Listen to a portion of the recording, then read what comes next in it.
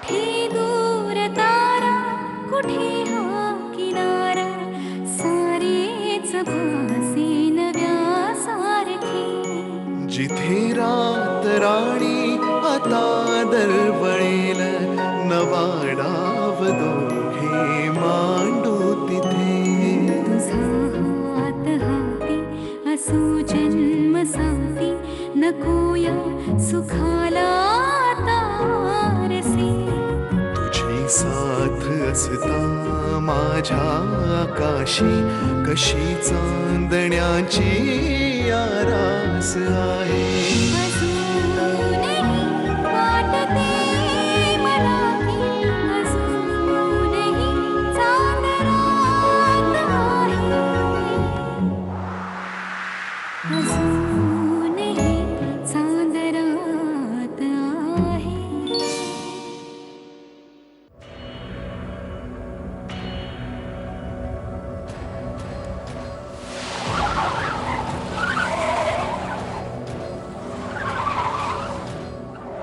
दादा, अहो अहो, कशी चालवताय गाडी? पुढे बघा. दादा नीट चालवा प्लीज.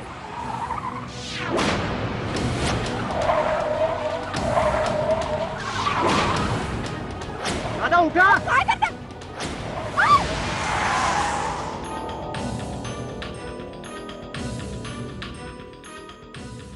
You okay? सॉरी ताई, चुकून झोप लागली.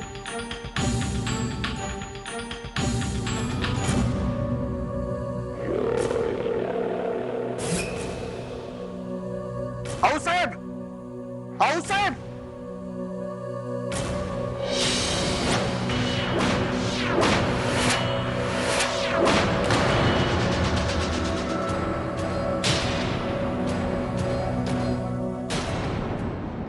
बर हो अप्पा महाराज. नाही मी तसंच करतो आणि सगळ्यांना सांगतो मी. ठीक आहे.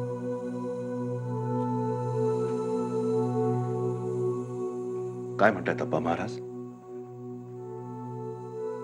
चिंता करण्यासारखं काही नाही असं म्हणाले. अशी कशी चिंता नाही करायची? कोहळा फुटला आणि आपण चिंता नाही करायची? ते म्हणाले की कोहळा फुटणारच होता. म्हणजे त्यांच्या मते त्यांनी कोहळा फुटण्यासाठीच दिला होता. तो फुटला याचा अर्थ वाड्यावरचं संकट परतवलं गेलंय. पण सूर्या, संकट परतवलं गेलं याचा अर्थ संकट होतं आणि ते पुन्हा कधीही येऊ शकतं. आणि या अशा परिस्थितीत आऊसाहेबांच्या बालमैत्रिणीचं आगमन होणं, एकान्नकाचं आगमन होणं, त्याचा याच्याशी काही संबंध नाही ना, हे आऊसाहेबांना जाणून घ्यायचंय. त्यांच्या येण्यामुळे गेले काही दिवस आऊसाहेब अस्वस्थ आहेत. त्यांना चिंता लागून राहिली आहे हे माहिती आहे मला. कारण एकान्नगा या आपल्या बिझनेससाठी खूप महत्वाच्या ठरणार आहेत. पण दादासाहेब, मी आप्पासाहेबांना विचारलं तसं ते म्हणाले की संकट आता खरंच दूर झालंय, तेव्हा त्यांच्या येण्यानं काही अडचण होणार नाही. तसं असेल तर मग ठीक आहे. पण हे एका अर्थी बरं होतंय. आपली बालमैत्रीण येणार म्हणून गेले काही दिवस आऊसाहेब खूप खुश होत्या. हे कोहळ्याचं प्रकरण घडलं आणि त्यांना अस्वस्थता आली होती. आता हे ऐकल्यानंतर पुन्हा आनंद होईल त्यांना. फक्त हा आनंद किती दिवस टिकतोय ते पाहायला हवं. असं का म्हणताय दादासाहेब? त्याचं कारण हा वाडा, सूर्य. अजून किती कोळी फुटणार आहेत, किती दोरे बांधले जाणार आहेत, किती पूजा अर्चा होणार आहे. या वाड्याला संकटातून बाहेर काढू शकतो सूर्य, पण वाड्याच्या आत जे संकट आहे त्याला कसं बाहेर काढणार? ते तर आतच बंदिस्त आहे ना. भागा, कुठे होतीस? म्या ते म्या म्हणजे ते ठीक आहे. हे बघा, आमच्या खास पाहुणे येणार आहेत, एकान्नगाताई. त्यांची सगळी तयारी झाली आहे ना? वाई झालीये की आज सकाळीच वाड्यातली पाहुण्यांसाठी असलेली समद्यात चांगली खोली धुवून पुसून चकाचक करून ठेवली आहे. आणि जेवणाचं काय? हो, पंचपक्वानाचाच बेत आहे की. वर तुमच्या सांगण्याप्रमाणे मटणाचा बेत केलाय, अगदी तुमच्या मनाप्रमाणे. लागा कामाला. जेवस.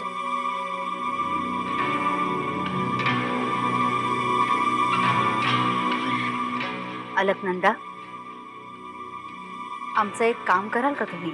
आऊसाहेब, असं का विचारताय?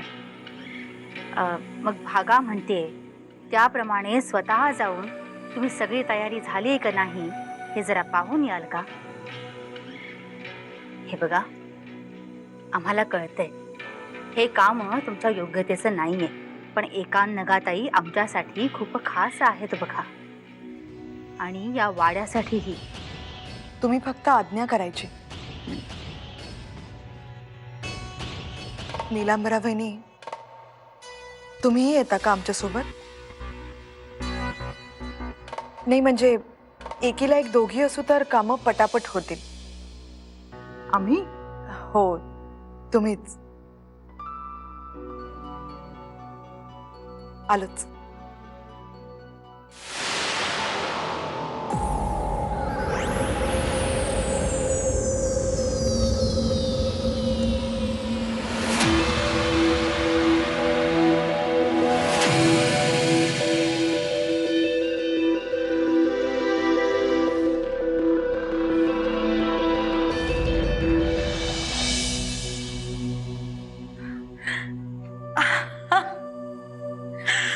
या एकांनगा, किती आनंद झालाय बघा आम्हाला. किती वर्षांनी भेटतोय बघा आपण. तुम्हाला पाहून अगदी भरून आले बघा आम्हाला. What are you saying Kaushi? आणि आहोज आहो काय, आपण फ्रेंड्स आहोत लहानपणीच्या. खरंय की हो तुमचं, पण आपण बालमैत्रिणी जरी असलो तरी आता आम्ही सरनोबतांच्या वाड्याच्या आऊसाहेब आहोत की हो. आता हे अहो जावोचं म्हणाल तर सवयच झाली बघा आम्हाला. पण एक मात्र खरं, याचा अर्थ असा नाही की आपल्या मैत्रीमध्ये दुरावा येईल. पण मला तुझं खूप कौतुक वाटतंय कौशी.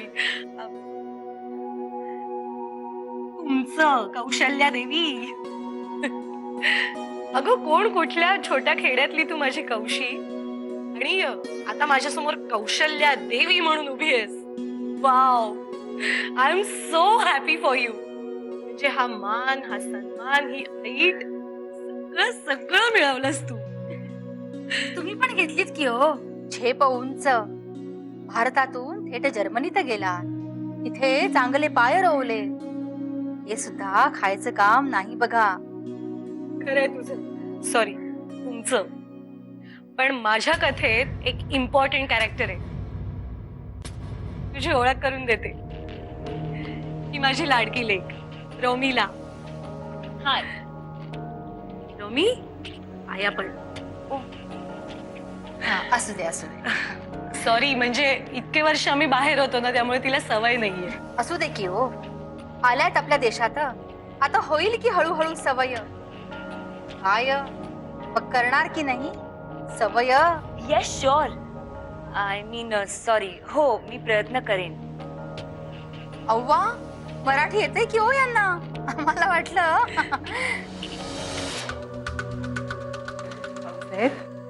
इथेच किती वेळ बोलत उभं राहणार? आपण पाहुण्यांना आत घेऊन जाऊया ना. हो, एकांनगा या. आमच्या छोट्याशा वास्तूत आपलं स्वागत असतं. छोट्याशा? या.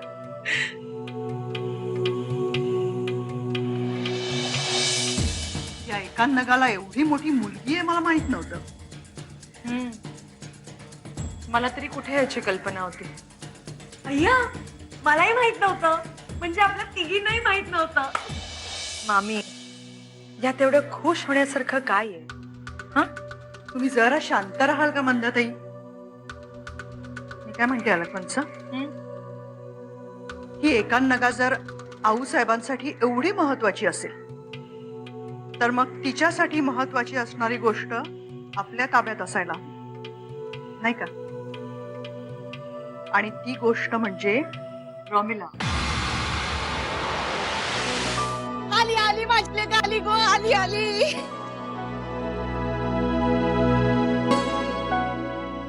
थांब थांब थांब दृष्ट काढून टाकते ग बया. सगळी इडापिडा टळून जाऊ दे ग बाई. हे तर साव काकूंचं घर आहे. तिथं सगळेच मला ओळखणार. आलीस बाबा परत. प्रामिस लक्षात आहे ना वा. जायची घाई करायची नाही हा. आजी तू म्हणत असशील तर कायमची राहते चालेल. तसलं नाही चालायचं हा. तुझे ते वाट पाहत असतील ना तिथं. आजी तिथं जायलाच हवं तुला. पण काय ग काही काम काढून आली आहेस ना. आणलंय ना काय ते. पण ते मी नाही करणार आहे माझा मित्र करणार आहे. कोण ग. अनय. आता काय करू. अनय. चला चला ओळख करून देते या ना ये बरं का. अरे बापरे आली इकडे.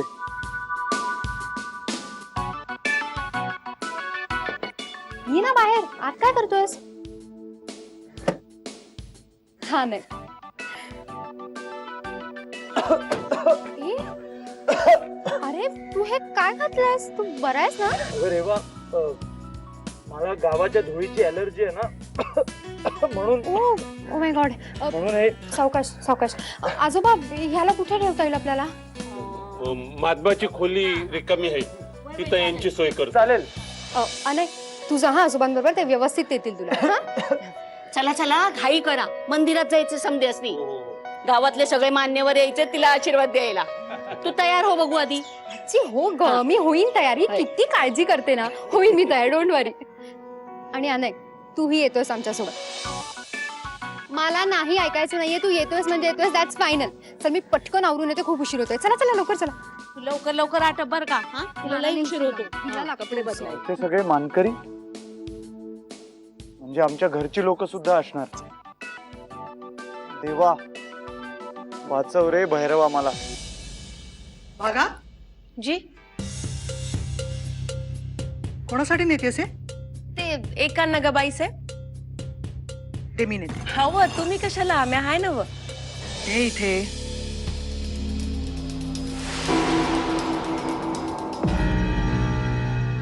एका नगाताई चहा. अरे तू आय मीन तुम्ही सुनबाई. बसा ना बसा या. घ्या. थँक्यू. पण तुम्ही कशाला आणलात चहा. हो त्यात काय एवढं मोठं. नाही मी असं ऐकलंय की वाड्यातल्या सुनांना पाण्याचा ग्लासही उचलायची गरज नसते. नाही गरज नसतेच. पण मनापासून इच्छा असेल तर काही खास व्यक्तींसाठी काही गोष्टी करायला आवडतात आम्हाला. त्यातून तुमची आणि आऊसाहेबांची तर एवढी जुनी मैत्री. म्हणजे आम्हाला तुम्ही आऊसाहेबांसारख्याच. तुला सांगते आम्ही जेव्हा भेटलो ना तेव्हा 15 वर्षांचे होतो. कौशीला म्हणजे तुमच्या आऊसाहेबांना ज्योतिषशास्त्राची अत्यंत आवड. मलाही आवड होती थोडीशी. आम्ही दोघी एकाच गुरूंकडे शिकलो. तिथेच आमची पहिली भेट झाली. पुढे 19 वर्षांची झाली ती तेव्हा पुरुषोत्तमरावांकडून पत्रिका बघण्याचं बोलावणं आलं तिला. त्यानंतर आमची ताटातूट झाली. मग माझंही लग्न झालं. मग मी परदेशात गेले. पण तुला सांगते खरी मैत्री असते ना ती टिकतेच. म्हणूनच कौशीसारखी आपली जवळची माणसं आणि आपली माती यांच्याचमुळे मी पुन्हा या देशात आले. नवरा गेल्यानंतर इथेच आले ना का मी परत. अगदी योग्य केलं तुम्ही. पण तुमच्या मुलीचं काय म्हणणं आहे याबद्दल. रोमिलाचं. नाही नाही तिचा काहीही प्रॉब्लेम नाहीये. इनफॅक्ट तिची मुळं तर याच मातीतली आहेत. तुला सांगते रोप कुठेही वाढलं तरीही आपल्या मातीत ते जितकं बहरतं तितकं ते कुठेही बहरत नाही. आणि तशी ती माझ्या शब्दाबाहेर नाहीच आहे. तसे संस्कारच केलेत मी तिच्यावर. अरे वा छान. म्हणजे 7 समुद्रापलीकडे राहून सुद्धा तुम्ही तिच्यावर आपले संस्कार केलेत. नाहीतर आजकालची मुलं. पण तिच्या लग्नाचं काय ठरवलंय. नाही म्हणजे तिच्यावर आपले संस्कार आहेत वगैरे सगळं ठीक आहे. पण नाही म्हटलं तरी तिची लाईफस्टाईल, तिच्या आवडीनिवडी, तिच्या सवयी हे सगळं वेगळंच असणार ना. बरोबर आहे तुझं. पण करेल ती ऍडजस्ट. तिला सुटेबल असा लाईफ पार्टनर नक्की मिळेल तिला इथे. एखादी बिझनेस फॅमिली किंवा राजघराणं. बघू कधी योग जुळून येतो ते. एकांना का ताई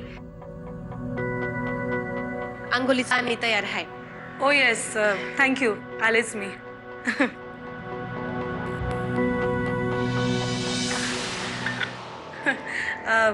बाय द वे चहा उत्तम झाला होता. तूच केला होतास ना? हो हो. ऑसम. आलेच मी फ्रेश होऊन.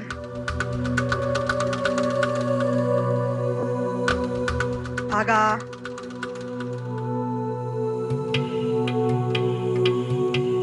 येणार, योग जुळून येणार. तुमच्या रोमिलाचं लग्न राजघराण्यातच होणार आहे कान्नगाताई, आमच्या मेघदत्ताशी. या या या आऊसाहेब, तुम्ही इथे येण्याची कृपा केलीत नाही, बरं वाटलं बघा मला. आमचं कर्तव्यच आहे की हो ते. इतकी वर्ष तुम्ही आमच्या वाड्याची सेवा करताय. आज तुमच्या नातीची मुहूर्तमेढ. आम्ही आलो नसतो तर कसं चाललं असतं?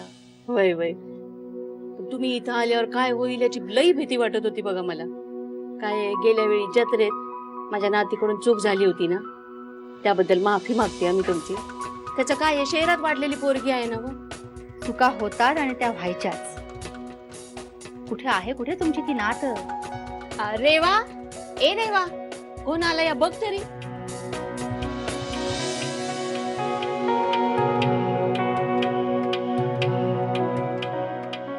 औक्षवंत व्हा.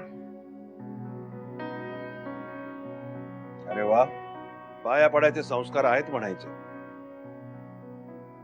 आम्हाला वाटलं होतं फक्त तोंडच चालवता येतं. कसं आहे ना, माझ्या घरच्यांनी माझ्यावर खूप चांगले संस्कार केले. वा, बोलली छान. फारच बोलते नाही तुमची नात. रमेश, एक लक्षात ठेव पोरी, तुफानी वादळामध्ये जी झाडं झुकत नाही ती उन्मळून पडतात. आयुष्य हे तुफानी वादळासारखंच असतं. बरोबर आहे तुमचं, अगदी बरोबर. पण जर मुळं मजबूत असतील, घट्ट मातीत रोवलेली असतील, तर मला नाही वाटत कुठलंही वादळ झाडाला काहीही करू शकेल. आणि हो, माझ्या घरच्यांनी माझ्यावर केलेल्या संस्कारांनी, तुम्हा थोडा मोठ्यांच्या आशीर्वादाने आणि अर्थातच देवाच्या कृपेमुळे मला खात्री आहे, मी माझी मुळं कधीच सोडणार नाही. वा, तिच्याकडे तर प्रत्येक प्रश्नाचं उत्तर.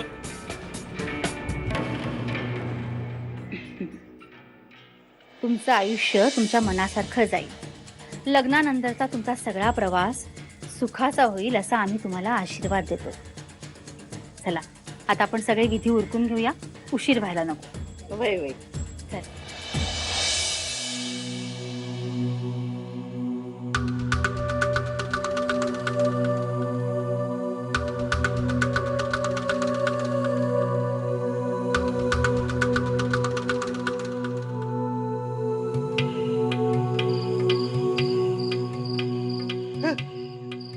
काकी काकी काकी.